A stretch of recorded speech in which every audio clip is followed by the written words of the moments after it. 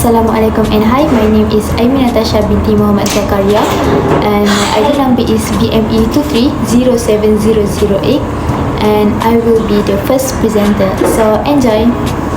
My name is Khairun Nur Shakirah binti Shaharuddin and my ID number is BME23070050 as the second presenter. Hi and Assalamualaikum, my name is Nur Alisa Mandi binti Muhammad Ghazani. My number ID is BME23070009. Hi, my name is Siti Izzat Latifah and my ID number is BME2307001.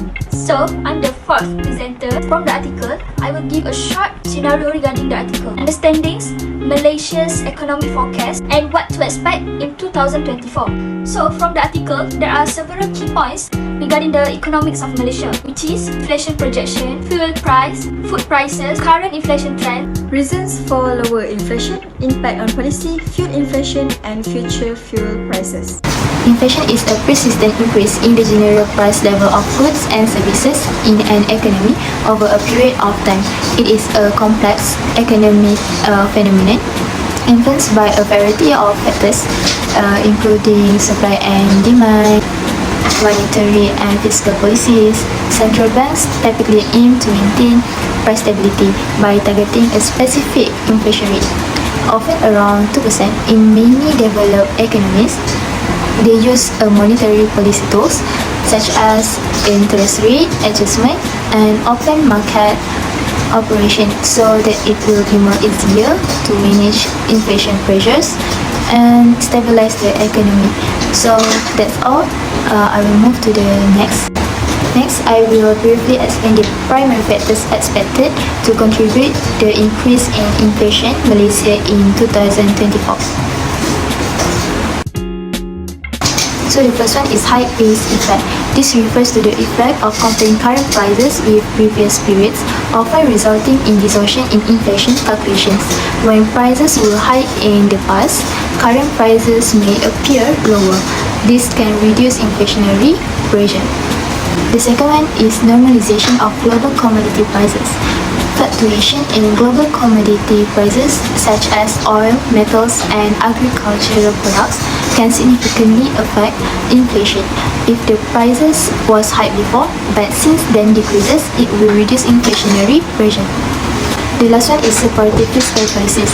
Government actions such as support fiscal or tax policies, it can affect inflation by this way. Supportive fiscal policies such as increase government spending or cut the tax, it can boost the economy without necessarily making prices go up, which can help ease inflationary pressures. So that's all for me. Thank you. For question number 2, as the question asks to identify and explain the types of inflation based on the article. Based on the article, we believe that there are 3 types of inflation, which is cost-push inflation, food inflation, and non-food inflation. Cost-push inflation occurs when increase in the cost of production decreases the aggregate supply and resulting in a price increase. The supporting reason for this point is because of the expected increase in the total inflation rate to 3.2% is due in part to the implementation of a managed float price mechanism for RON 95 fuel, which increases fuel prices. Higher fuel prices can increase transportation and manufacturing expenses, which leads to higher prices for goods and services. The second one is food inflation. Food inflation can be defined as the increase in the prices of food items over a specific period. Based on the article, even though food inflation is expected to fall to 4.5% by 2024, it remains a considerable component because this type of inflation is impacted by domestic supply chain improvements and global commodity prices.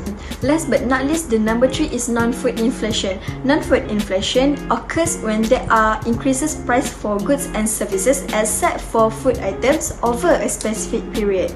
This can be proven when there is another issue to consider, which is the 2.5% increase in non-food inflation. This is related to an increase in non-food item prices as a result of factors such as increased fuel costs and other production costs. I will answer the third question, which is explain the policy measure that could be effective in controlling rising inflation in Malaysia and based on the article.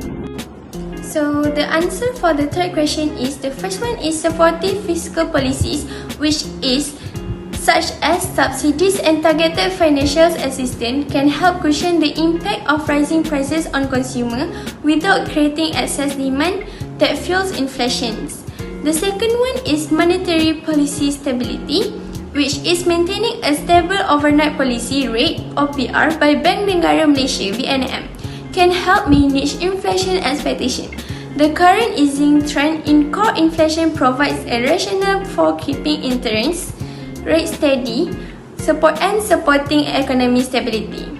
And the last one is high base effect utilization, which is utilizing the high base effect from previous periods can help moderate current inflation rates. By comparing current prices to previously high prices, the relative increase appears smaller, aiding in inflation control. So that's all for the answers for the third question. Thank you. So the question is, describe the potential consequences of rising inflation on the affordability essential of goods and services in Malaysia. For this question, I have highlighted around 3 answers. First, increase the cost of living. Second one is business cost, and the third one is higher interest rates. For the increased cost of living, as the inflation rises, the price of goods and services also will increase. Essential items such as food, housing, utilities, transportation, and healthcare typically experience the price increase during the periods of inflation. As a result, consumers will spend more money to purchase the same goods and services that they need for living.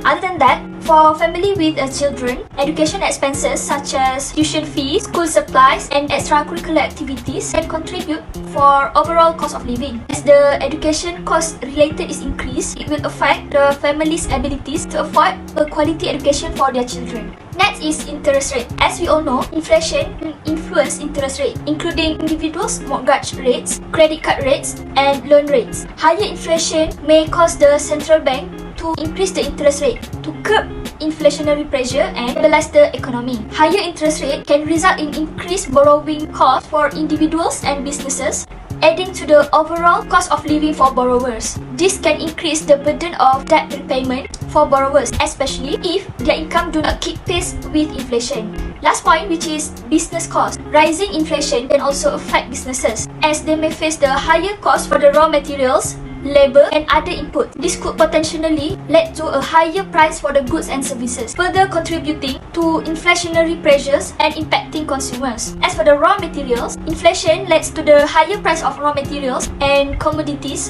which are essential for many businesses across different sectors, whether it's metal for manufacturing, agricultural product for food processing, or oil for energy production. Business will face increased expenses when buying these raw materials. As a result, the cost of production increase, cost of goods and services also will increase. So in conclusion, Malaysia's inflation has made to increase to 3.2% in 2024. Malaysia has driven by the anticipated implementation of a fuel targeted subsidy program. Fuel targeted subsidy program will introduce to people about the managed float price mechanism for RON 95 fuel, and also followed with cash handouts to eligible individuals and potentially effective the consumer price index CPI.